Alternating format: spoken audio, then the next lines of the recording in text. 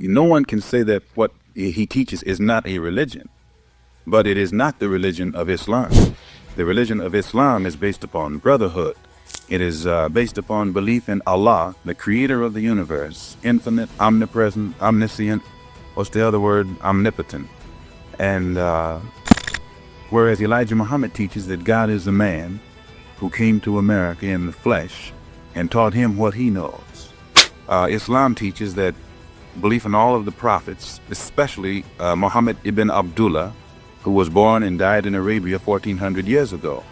And the Muslim believes that Muhammad of Arabia was the last prophet, last messenger. Whereas Elijah Muhammad teaches that Muhammad of Arabia was not a prophet. He was an enthusiast, and that he himself, Elijah, is the prophet.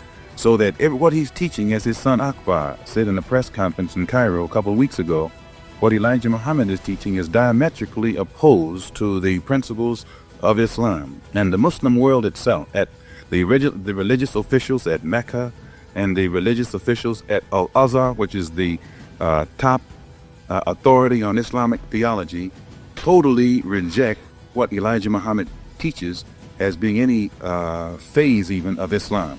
On the other hand, what he's teaching can easily be defined as a religion, but it cannot be labeled Islam. And whereas the brother in prison is concerned, I learned about Islam in prison myself. And I think that if the penal authorities were farsighted enough to permit the religion of Islam, real Islam, true Islam, to be taught in prison by qualified Islamic religious leaders, as they let Judaism, Catholicism, and the Protestant religion be taught there, then many of our people who are in prison wouldn't be misled like I myself was. Because there's a vacuum in this country where Islam is concerned, and the black Americans know less about the religion of Islam than anybody else, the true religion of Islam. And in that vacuum, it's easy for any phony or faker to come along with a concocted, distorted product of his own making and say that this is Islam.